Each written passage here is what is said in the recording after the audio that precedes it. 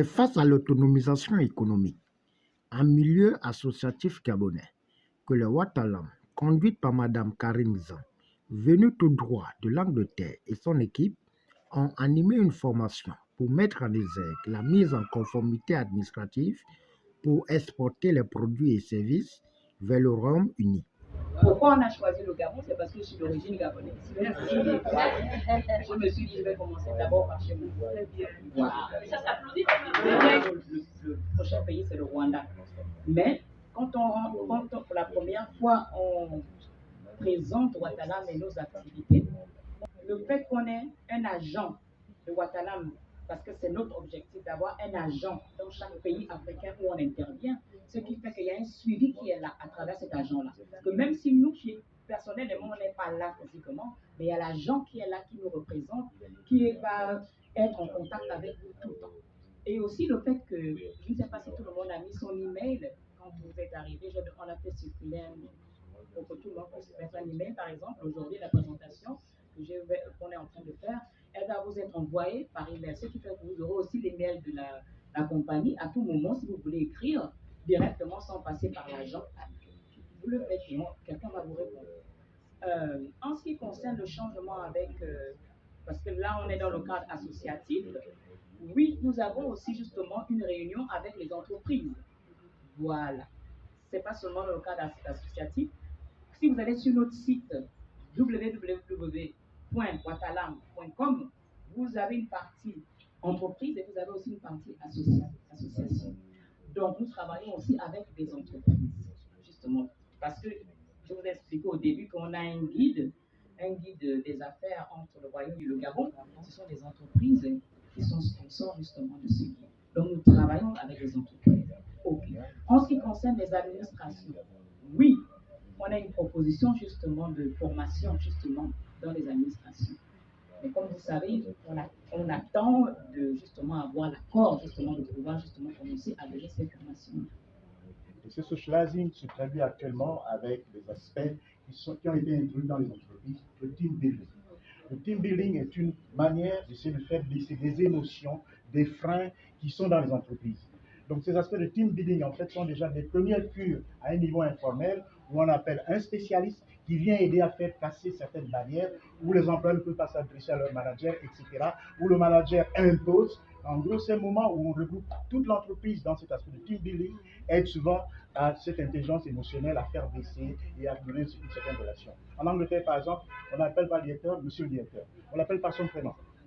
Karine, John, etc. Or ici, dans le système francophone, c'est monsieur le directeur, madame ceci, etc. Donc c'est un peu ça la différence avec le système francophone et anglophone. Après avoir planté le décor devant les leaders associatifs, dans une ambiance conviviale et bon enfant, les échanges interactifs ont permis à Karine Zan de fixer l'objectif en martelant l'importance de l'intelligence émotionnelle. Quelle astuce, sinon orientation conseil, auriez-vous aux managers qui sont dans les entreprises administratives pour accompagner ces employés-là qui résistent en fait au changement, qui sont frustrés face aux nouvelles méthodes de travail? Comment est-ce que vous pensez qu'il faut le faire en équipe, de façon groupée, ou bien de façon individuelle? Quel pourrait être l'impact? Enfin, quel pourrait être le mécanisme qui aurait un meilleur impact?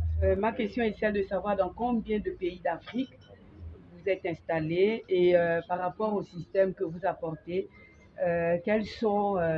comment est-ce que les sectoriels ont accepté ce projet-là? Parce qu'en fait, c'est vrai, ici, ce sont les associations, nous sommes des leaders associatifs, mais nous travaillons en partenariat avec l'État, qui, eux, pensent que nous sommes opposés à eux, alors que nous voulons les accompagner. Ce qui fait que ici, la question, c'est celle, est-ce qu'ils ont accepté, n'est-ce pas, d'adopter ce projet? Tout simplement pourquoi? Parce que quand on travaille avec des collègues viennent de différentes cultures. Donc ce serait un peu... Le but n'est pas de faire des disparités de genre, segmenter justement les gens, Le but de l'intelligence émotionnelle, c'est pour renforcer justement les gens, mettre les gens ensemble. C'est vrai que la culture, elle est importante. On peut en parler aussi, pourquoi pas, pendant justement les réunions de formation. Ça n'empêche que quelqu'un, s'il a quelque chose d'intéressant à dire, justement, il veut faire connaître sa culture, de faire partager aux autres. C'est ça aussi le partage. Mais le but principal, c'est justement amener de l'harmonie dans une société, dans un groupe de personnes, dans un département, pour que les gens puissent s'entendre et travailler ensemble. L'intelligence émotionnelle, formation à laquelle nous donnons, elle n'est pas là pour segmenter ou prendre en compte en fait des problèmes, pas des problèmes, mais disons accentuer justement la culture. Chez nous, c'est une culture, oui, mais c'est une culture d'entreprise, pas une culture en tant que, comme on entend, en tant que ben, je suis pas. On a une façon de faire les choses chez nous. Bon. Je ne vais pas mettre ça dans la formation. Voilà, c'est ça en fait. C'est ça.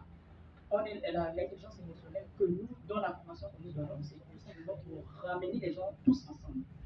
Ça veut dire qu'on oublie nos cultures pour le temps qu'on est ensemble, parce qu'il faudrait qu'on travaille ensemble et qu'on s'entende en fait. Ça ne veut pas dire qu'on va retourner chez soi, on va oublier sa culture. Non, tout simplement qu'on puisse arriver à s'entendre, arriver à être bien dans sa peau tous ensemble pour pouvoir réaliser un objectif commun.